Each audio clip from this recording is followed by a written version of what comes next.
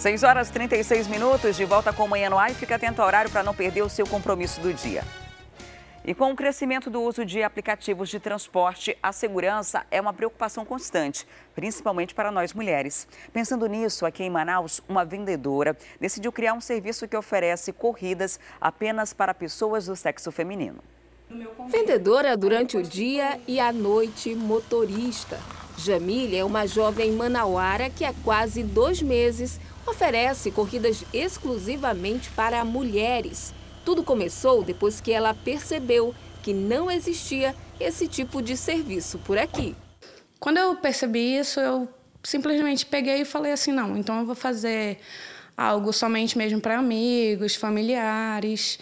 Aí, depois que uma amiga pegou e fez a divulgação, fez uma arte, fez uma divulgação no Facebook que deu toda uma repercussão. Eu não quero vender um serviço de leva e traz. Eu quero vender, na verdade, não vender, mas levar as pessoas com segurança. Como não existe um aplicativo para solicitar as corridas exclusivas para mulheres, ela trabalha com agendamentos. Mas a ideia é ampliar o serviço em breve. Pessoas que têm interesse em tá fazendo esse tipo de serviço direcionado para mulheres, elas vão ter a oportunidade também de trabalhar conosco. Fazer uma parceria, né, para que nós possamos tá entrando em contato com essas pessoas aí que têm essa carência. Apesar do pouco tempo, a Jamile já tem clientes fiéis. A Lucicleide é uma delas. Consultora de vendas, ela já foi vítima de assédio durante algumas corridas. Agora, se sente mais segura com uma mulher dirigindo. Hoje, pelo índice de violência que a gente tem na cidade, a gente não sabe se é uma pessoa que realmente vende bem, se é uma pessoa que realmente está prestando serviço para a gente que vai estar vindo buscar. Então, assim, em relação ao serviço da Jamile, mas é a questão da segurança que eu achei bem mais interessante. E não são só as passageiras que preferem motoristas mulheres. As próprias motoristas que trabalham com aplicativos de transporte também dão prioridade ao sexo feminino. Prova disso é a Delma. Ela começou a trabalhar na área há 4 meses e se sente mais segura quando a corrida é solicitada por mulheres. Eu, em particular, tenho um certo receio quando são chamadas masculinas. Então, quando eu vejo que são mulheres, eu aceito imediato e vou até o destino. Atualmente, 90% dos passageiros de Delma são mulheres, uma situação que dá um pouco mais de tranquilidade para quem vira à noite rodando a cidade. Do jeito que está a violência, né? Eu dirijo até 10 horas da noite, é o meu máximo, até 10 horas da noite, por conta da violência. Enquanto quando é mulher, eu me sinto mais segura em dirigir. E 24 vagas de empregos estão disponíveis hoje no Cine Amazonas. Quem traz os detalhes para a gente é a Thea Morel, com quem eu converso agora ao vivo. Olá, Thea, bom dia. Tem oportunidade para quem tem e para quem não tem experiência, né? Bom dia, Adriane. Bom dia a todos. Sim, tem oportunidade para aquelas pessoas que já passaram por algum tipo de experiência e podem comprovar com a carteira assinada, né? E tem também algumas oportunidades para aquelas pessoas que querem adquirir a experiência, quem sabe ingressar em um novo setor, né, no mercado de trabalho e a partir daí se especializar cada vez mais para se tornar um profissional de primeira linha dentro daquele setor, né?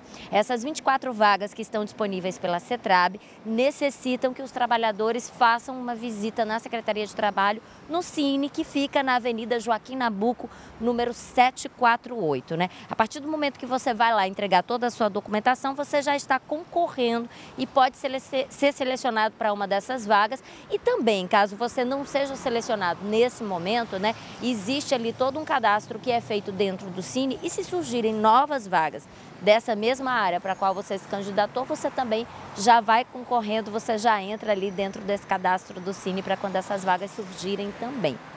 É necessário levar a documentação básica, né? Você tem que levar aquele documento como, por exemplo, o RG, o CPF, tem que levar o currículo. É muito importante você poder fazer aquele currículo descritivo das atividades que você já exerceu ou pelo menos da escolaridade que você tem, né? Do tipo de experiência, do tipo de dinâmica daquilo que você pode oferecer para o mercado de trabalho. E é muito, muito importante levar a carteira para que ela possa ali ser verificada pelas pessoas da CETRAB e do Cine em relação à sua experiência, né? Normalmente, parte da experiência da pessoa ela está justamente registrada na carteira de trabalho e aí para comprovar que aquela experiência existe, normalmente é feita ali uma consulta rápida na sua carteira, deixando bem claro para o trabalhador que essa carteira não pode ficar retida lá, tá? Ela vai ser apenas consultada ali no momento para ver que tipo de experiências trabalhistas você teve para poder concorrer à vaga. Agora vamos à lista das vagas, dessas 24 vagas que estão disponíveis, né, Adriane? Que eu acho que é o que interessa para todo mundo. Uma das mais interessantes que eu achei foi justamente técnico de painel de LED, que são aquelas pessoas que podem trabalhar na manutenção daqueles painéis de LED que estão sendo instalados na cidade, e algumas lojas também possuem esses painéis. Além disso, tem também assistente de açougueiro. Açougueiro, inclusive, é uma das vagas que tem ali mais número de contratantes, né? São 5 vagas disponíveis.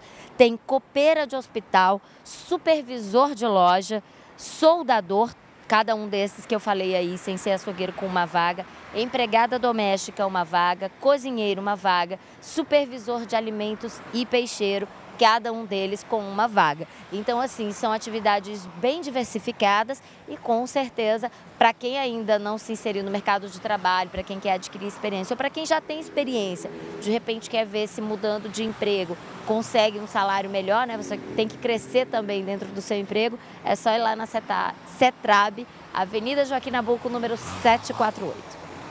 Keitel, muito obrigada pelas informações. Você que está fora do mercado de trabalho ou quer mudar de emprego, é só procurar a Secretaria do Trabalho, que fica lá no centro da cidade, na Avenida Joaquim Nabuco. E você sabia que a inclusão social é um processo importante para ajudar no desenvolvimento de pessoas que têm algum tipo de deficiência mental?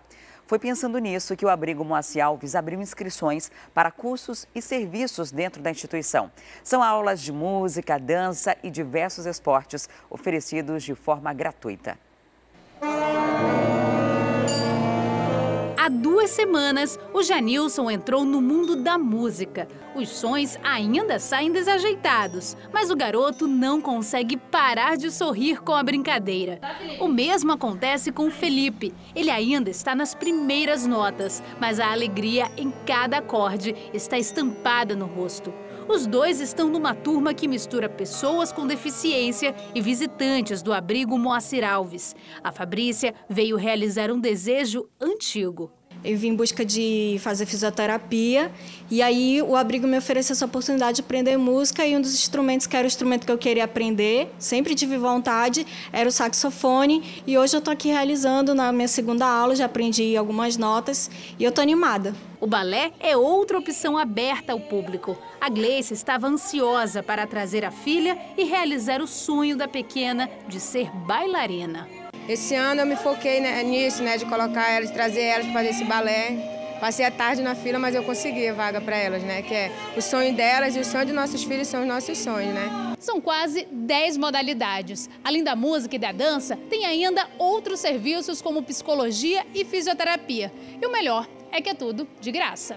E além de ter a chance de despertar o talento escondido, quem participa dessas atividades ainda ajuda no desenvolvimento dos acolhidos da instituição. Dentro do abrigo, nós trabalhamos a estimulação das funções cognitivas dessas crianças. Então, atenção, memória, concentração, todos esses processos são aqui estimulados através dessas atividades. O seu trabalho e a sua visão em relação à deficiência também é modificada através desse contato, E as inscrições podem ser feitas até o fim desse mês na Secretaria do Abrigo, que fica lá no bairro da Alvorada.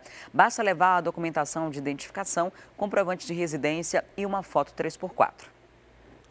E o Jornal A Crítica de hoje destaca: questão de gênero chega às eleições. TSE terá que responder se candidatas transgênero que se reconhecem como mulheres poderão integrar a cota feminina de 30% que a lei brasileira impõe aos partidos políticos. Para ler essa e outras reportagens completas, basta baixar o aplicativo A Crítica Digital no seu celular ou tablet. Cadastrando-se, você ganha um mês de assinatura grátis. O aplicativo está disponível para os sistemas Android e iOS.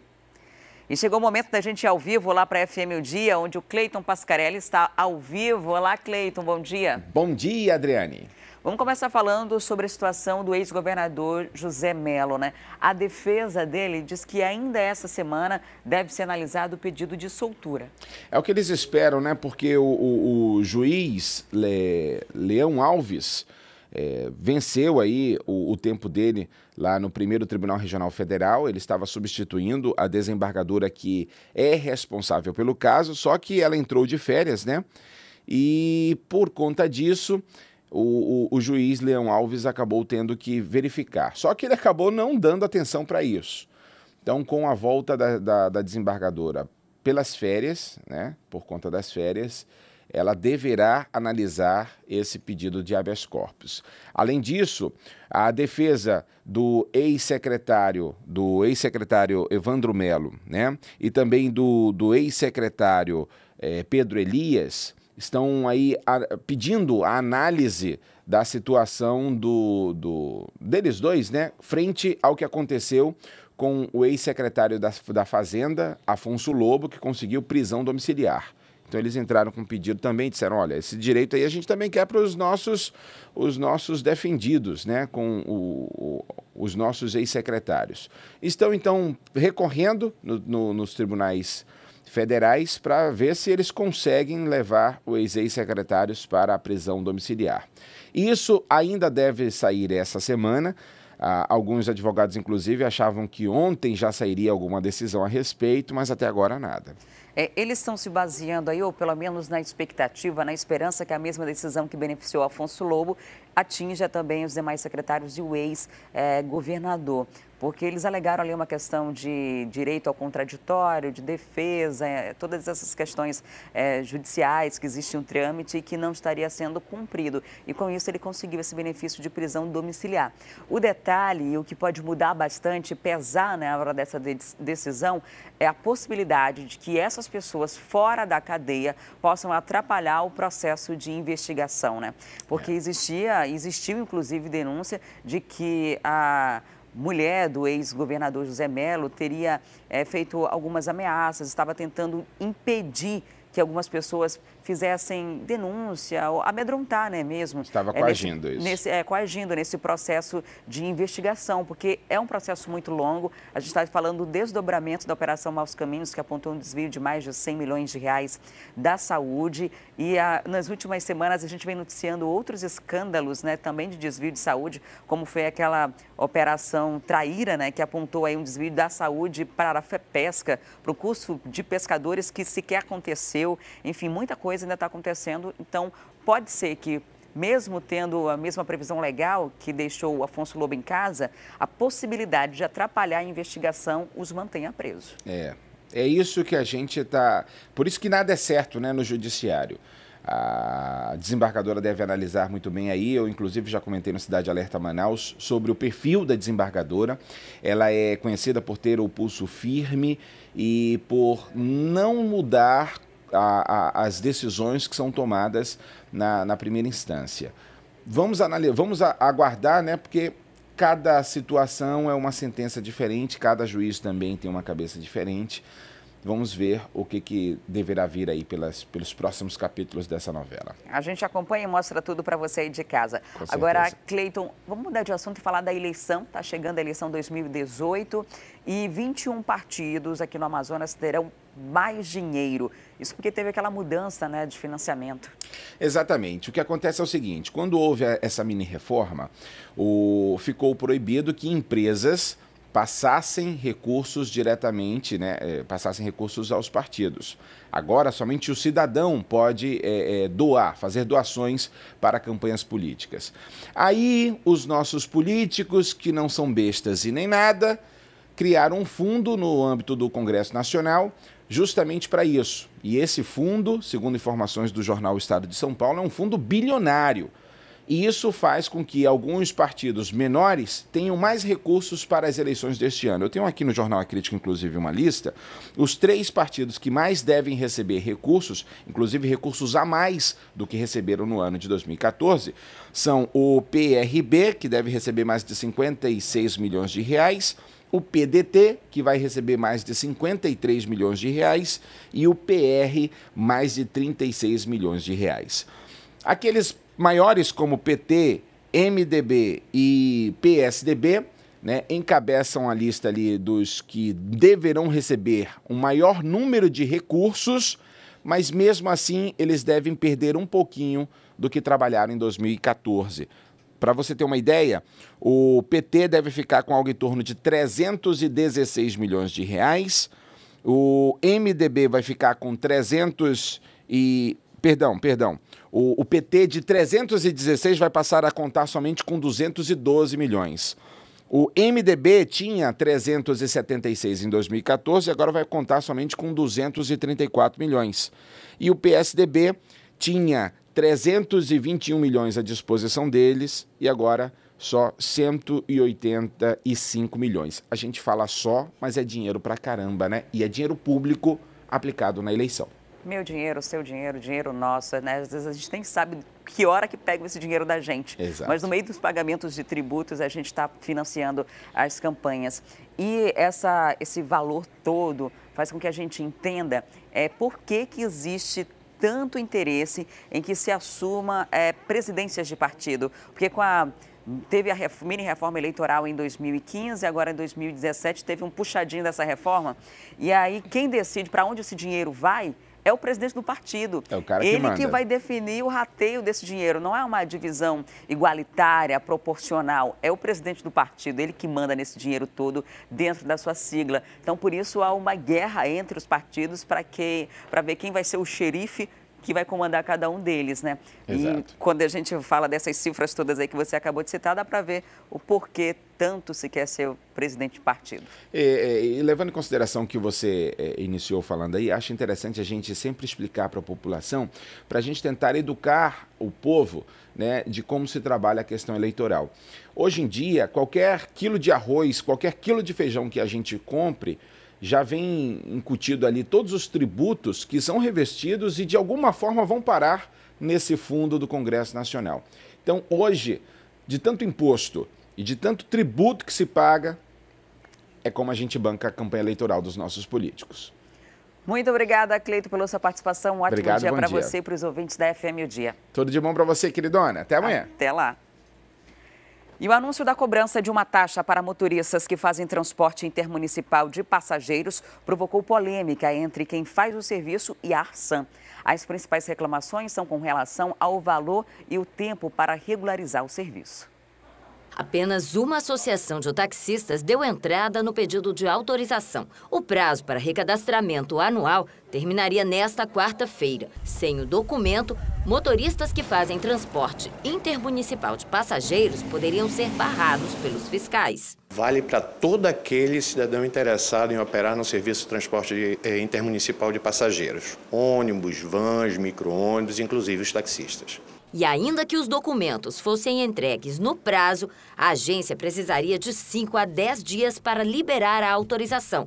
Ou seja, a chance de corridas serem interrompidas pelos fiscais era alta a partir do dia 1º de fevereiro. Além disso, quem trabalha com esse tipo de transporte questionou a determinação da Arsan de cobrar R$ 15 de cada taxista que estivesse com passageiro. A regra começaria a valer no dia 15 de fevereiro, nas barreiras da Ponte sobre o Rio Negro e da M010. Sem só taxista, durante 10 meses, o valor que eles estão cobrando, que dá 1.637.000. Eu quero saber para onde esse dinheiro vai, porque a nossa estrada está toda danificada, entendeu? Não tem condições de ir e vir dignamente. A Arsan explicou que a taxa é prevista em lei e já é cobrada dos motoristas de ônibus intermunicipais. O dinheiro arrecadado seria para custear despesas da agência. Nós tivemos várias reuniões com a categoria, nos municípios, com todas as associações, com sindicatos, cooperativas, e eles já estavam cientes que o serviço seria praticado mediante pagamento na taxa. A medida criou tanta polêmica que ontem mesmo a Arsan suspendeu temporariamente a cobrança da taxa de R$ 15. A agência vai fazer um estudo sobre qual valor real que deve ser estabelecido. E agora vamos falar de um assunto que, infelizmente, tem se tornado comum na cidade. O abandono de crianças e adolescentes pelos pais ou por quem deveria ser responsável por eles. Só no conjunto Viver Melhor, na Zona Norte, foram 2 casos em menos de um mês. Um deles foi atendido pela polícia na noite de domingo. Essas imagens foram feitas em uma casa do conjunto Viver Melhor, onde uma adolescente de 15 anos cuidava sozinha de 2 irmãs. Na geladeira não havia comida. A polícia registra o mau cheiro e a falta de higiene do lugar. Até a bolsa da menina mais nova, de 2 anos, tinha insetos. A mãe alegou na polícia que tinha saído para um velório. Levou inclusive o atestado de óbito, de ser catadora de lixo, por isso a sua ausência mais frequente de casa, porque ela precisa ir atrás de comida para as crianças. Mas de todo modo ela foi indiciada pelo crime de abandono de incapaz, né? Porque nós realmente foi identificado que ela estava, não houve flagrante em razão da apresentação espontânea, o que afasta a lavratura do auto, juridicamente falando. Então o procedimento foi instaurado, dentro do prazo legal será remetido à justiça. Em 2016, o Amazonas teve um registro de 263 denúncias de abandono de incapaz. No ano passado, o índice teve um leve aumento, passando para 289 denúncias. O interior teve 45 casos em 2016 e 39 em 2017, o que mostra que a grande maioria de denúncias de abandono na capital. De acordo com dados da Secretaria de Assistência Social da Prefeitura de Manaus, no ano passado foram registrados pelo menos 204 casos de abandono de incapaz. Pela legislação, crianças menores de 14 anos não podem ficar sozinhas em casa, mesmo por curtos períodos de tempo. Aqui no Residencial Viver Melhor, na semana passada, 5 crianças menores de idade foram encontradas. Os vizinhos fizeram a denúncia para a Polícia Militar, porque eles estavam com fome. De acordo com os vizinhos, as crianças brincavam na rua até a madrugada. A gente via as crianças tamanha madrugada, 2, 3 horas da madrugada aqui na rua correndo, entendeu? Não é 1, 2 dias não, era 3, 4, 5 dias, entendeu? Elas ficavam sozinhas aí. A polícia descobriu que as crianças chegavam a chorar quando a mãe os abandonava por vários dias. E foi o fato da última saída ser tão prolongada o que mais chamou a atenção da polícia. A situação muito difícil, porque não tinha como ele prover a alimentação das crianças, estavam vivendo lei da ajuda, estava uma situação muito ruim mesmo. Neste caso, a mãe perdeu a guarda dos filhos. Que o Conselho Tutelar tenha a passar a essas famílias, a cidade de Manaus, a sociedade, é que esteja vigilante 24 horas, não deixe só. E a gente continua falando sobre esse assunto na nossa entrevista do dia de hoje. Segundo dados da Secretaria de Segurança Pública, até dezembro do ano passado foram registrados aqui em Manaus 242 casos de crianças e adolescentes que foram largados pelos próprios pais à própria sorte. Só nesse mês de janeiro de 2018 tivemos vários casos. O mais recente foi o que vimos agora na reportagem. E para falar sobre esse assunto, nós estamos recebendo aqui no estúdio do Manhã no Ar a titular da Delegacia Especializada em Proteção à Criança e adolescente, Juliana Tuma. Seja muito bem-vinda ao programa, ótimo dia. Bom dia a todos os telespectadores do Manhã no Ar. A gente denunciou em alguns casos aqui, que foram os casos atendidos pela polícia, no comecinho do ano. Esses casos têm aumentado ou são as pessoas que começam a se revoltar e fazer mais denúncias? Temos sentido mais apoio da sociedade. A sociedade está mais atenta, né? Digamos assim, a esse tipo de situação, até porque a gente tem, juntamente com todos os parceiros, feito essa parte pedagógica de que as pessoas entendam que o abandono de incapaz é crime e de quem tem o dever de cuidado, vigilância, autoridade, ela é responsável por manter a salvo de qualquer perigo aquela criança ou aquele adolescente, Adriane. Então, eu acredito que, na verdade, não é que os casos aumentaram, isso a gente fala de todas as violações de direito de criança e adolescente, mas as pessoas estão começando a se revoltar, a se incomodar com a violação de direito. Isso é importante. Durante muito tempo e até hoje se tem uma questão cultural envolto disso, né? A pessoa vai, os pais precisam trabalhar, a gente não tem um serviço público de educação que ofereça creches e esses pais acabam deixando o filho mais velho tomando conta do filho mais novo. Isso acontece há muito tempo, continua acontecendo e às vezes é até difícil que se entenda, por exemplo, um pai que ficava em casa sozinho e agora deixa o filho sozinho, que entenda que isso é um crime e que ele pode ser responsabilizado criminalmente por isso, né? Sim, a gente tem uma luta para quebra de paradigmas, né? As pessoas chegam muito a dizer isso até no que se refere a trabalho infantil, tudo, na minha época fazia, na minha época meu pai me batia, na minha época eu ficava sozinho cuidando do meu irmão. Nós temos, a partir de 88, a proteção integral, que foi sedimentada pelo ECA. Então, são novos tempos, tempos de proteção, tempos de vigilância, tempos de querer que aquela criança, aquele adolescente, aquele sem condição de desenvolvimento, ele fique a salvo de qualquer perigo. Isso é lei, né? E contra a lei a gente não pode ir, considerando nossos costumes, nossa cultura. Na verdade, a gente tem que seguir lei. Abandono de incapaz é crime, cabe flagrante delito. Então, as pessoas têm que entender que isso cabe prisão, é um crime permanente, é um crime realmente instantâneo espontâneo com efeito permanente, então, quando da chegada de uma autoridade policial, vai ser feita a condução para uma delegacia e possivelmente a lavratura de um auto de prisão em flagrante, com aquela criança abandonada.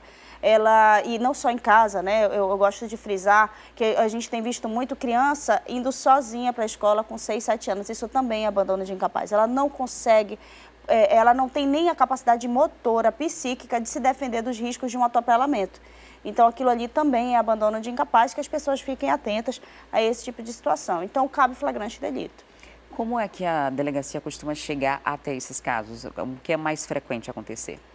Mais frequente é a polícia militar chegar ao local. A viatura está mais próxima, alguém aciona a polícia militar, até mesmo um familiar incomodado, alguém que mora próximo, diz, olha, ela deixou trancadas as crianças, ou ele deixou trancado. Porque assim, a gente vem muito também, Adriane, de uma cultura sexista, né? Infelizmente, as responsabilidades, em sua maioria das vezes, ela recai sobre os ombros da mãe. Então, nós temos a desestrutura familiar aí também, envolta nessa situação de abandono de incapaz, tão frequente aqui na nossa sociedade. Mas que a gente tem é que, eu não vou aqui querer dizer, e a gente não vai querer mostrar um pai ou uma mãe que tenha carinho. A gente não vai exigir que ele tenha carinho, mas ele tem o dever de cuidado. Normalmente, os casos de abandono de incapaz, né, são registrados nas delegacias, são lideradas as ocorrências por mulheres. Mas é que muitas das vezes o pai já abandonou lá atrás, né? Então, ela ficou sozinha com aquela criança durante muito tempo. Nesses casos, quando a polícia militar chega, identifica que há uma negligência, que há um abandono, o que pode acontecer com esse pai e com essa criança? Assim, voltando só para a gente complementar a pergunta anterior, realmente a polícia militar está com a viatura mais próxima da área, então geralmente ela é acionada. Então essa parte do abandono de incapaz, a gente tem muito apoio da polícia militar, que é muito valoroso. E eles chegam, se a viatura chegar e identificar aquela situação de abandono, ele vai imediatamente conduzir, procurar, possivelmente fazer buscas pelo autor, né, pelo suspeito daquele crime e conduzir a delegacia para que, ponderadamente, a autoridade policial que está na delegacia de proteção, ela faça avaliação caso a caso, né? Porque também a gente tem que entender que é casuístico, né? Não vem aquela coisa matemática exata para que a gente aprecie. Então, cada caso é um caso. O que tem que ser avaliado no abandono de incapaz? O perigo real. Aquela criança ficou exposta. Esse caso aí de ontem, essa criança ficou exposta. Não houve a lavratura do auto, porque houve a apresentação espontânea da suspeita, né, que segundo ela estaria ali num velório. E então ela chegou antes da polícia militar, inclusive, né, porque foi acionada pela filha de 15 anos que estava na casa. E chegou antes na delegacia e foi lavrado aí também, inclusive, o auto de apresentação espontânea da mesma. No caso qualquer pessoa pode fazer essa denúncia? Um vizinho, um familiar, não precisa, de fato, ter um flagrante para que dê procedimento ao caso? Como que funciona? Sim, não. Qualquer pessoa que se sinta incomodada, né? E isso em qualquer violação de direito contra criança e adolescente, que é um dever de todos. Então, quem identificar essa situação pode realmente ligar, fazer a denúncia, mas é importante que ligue também para o 190. Se há uma situação flagrancial, geralmente o crime de abandono de incapaz, ele tem uma situação flagrancial, né? A não ser que ela vá dizer, olha, tal dia aconteceu, né? E às vezes deixou de acontecer a situação de abandono, mas o perigo persistiu. Algumas vezes acontece isso. Então é importante sim a denúncia. Nós temos aí os telefones de denúncia, mas a gente também tem muito apoio no que se refere a abandono de incapaz da Polícia Militar do Estado do Amazonas.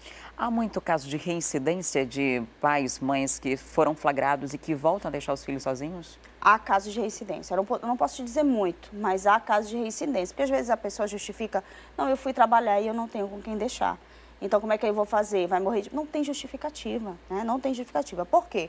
É importante também que a gente diga que o crime de abandono de incapaz, ele tem ali a detenção de 6 meses a 3 anos, cabe flagrante delito, afiançável. Mas se resulta de morte, por exemplo, se resulta de lesão corporal de natureza grave, ele chega até, se resulta de morte, ele chega a 12 anos de reclusão, né, a pena. E tem aí a causa de aumento de pena, que se for ascendente e descendente o suspeito.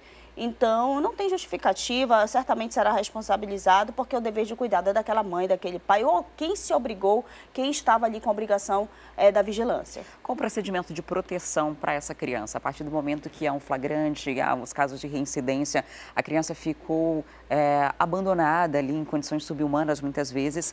ela sai daquele seio familiar, os pais perdem a guarda? Ainda que temporariamente ela tem que ser afastada, tem que ser entregue a um familiar, né? Uma família extensa, né? E em última medida, um acolhimento, como última medida.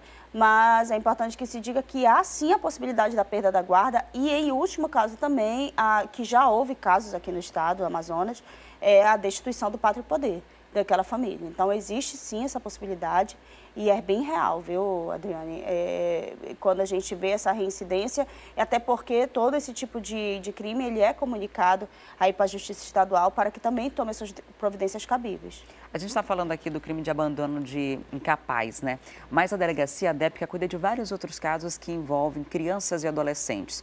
Um deles é a exploração dessas crianças, como a gente costuma ver nos sinais da cidade. Inclusive, esse ano foi lançado o projeto Sinaleiras, né? Para tentar mudar esse cenário que já se tornou tão comum aqui. Sim, a gente também tem que quebrar esse paradigma, né? E o projeto Sinaleiras veio para isso, um projeto exitoso, até nessa primeira fase, que houve a conclusão da primeira fase. Então, vários atores sociais envolvidos e o objetivo principal é algo que incomodava os nossos olhos, né? O trabalho infantil daquelas crianças e adolescentes ali no semáforo. Então, o Ministério Público do Trabalho, o Governo do Estado do Amazonas entraram aí em parceria para a Prefeitura, para ver se a gente consegue tirar esse cenário tão revoltante que é o trabalho infantil, que ele tira a oportunidade daquela criança e daquele adolescente de mudança, de crescimento pessoal, de estudo, de tudo.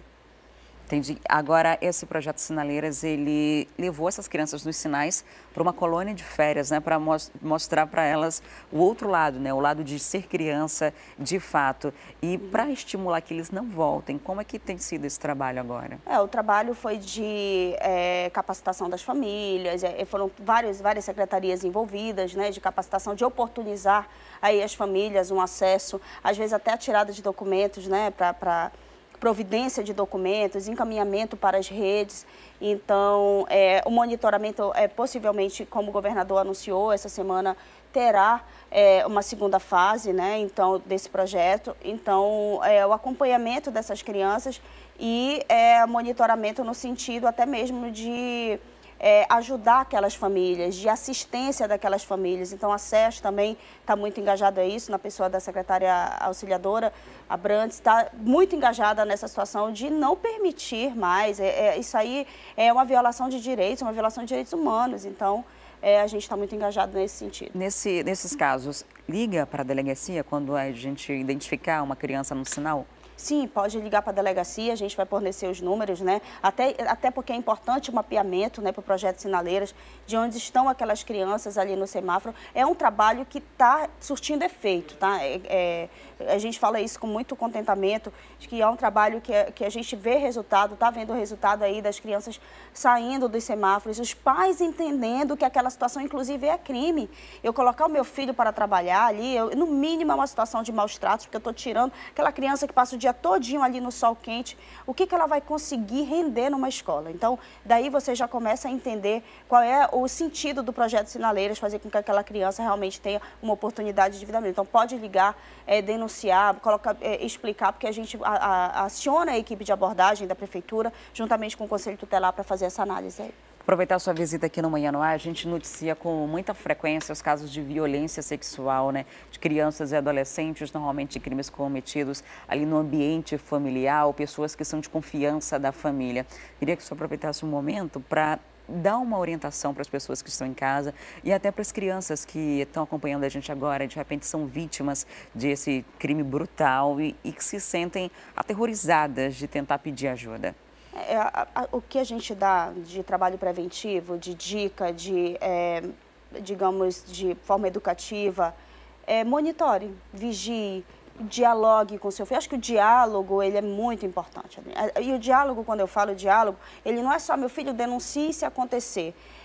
Meu filho, o diálogo, ele é importante para não deixar que seu filho esteja empoderado, encorajado, para não deixar que aconteça com ele, para que ele consiga repelir e aí sim contar. Porque a partir do momento que a gente não quer, né, que isso aconteça. O crime sexual também é uma violação de direitos humanos. A gente recebe com muita frequência na Delegacia de Proteção. Então, o que a gente pode falar para as famílias é estejam atentos. estejam atentos a qualquer alteração de comportamento, mas ainda estabeleça, estreite uma relação com a pessoa que está sob sua responsabilidade, porque a gente consegue prevenir várias violações de direitos, inclusive essa violação que é tão grave, que é o crime sexual.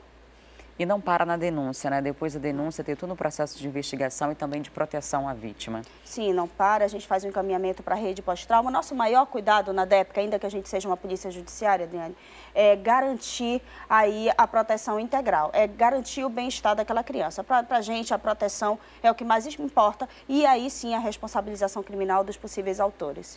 Muito obrigada por sua visita aqui no Manhã no Ar, por trazer esses esclarecimentos para a gente. Muito obrigada pelo convite em nome da Polícia Civil do Estado do Amazonas. Recebi hoje a delegada Juliana Tuma, titular da especializada em proteção à criança e adolescente.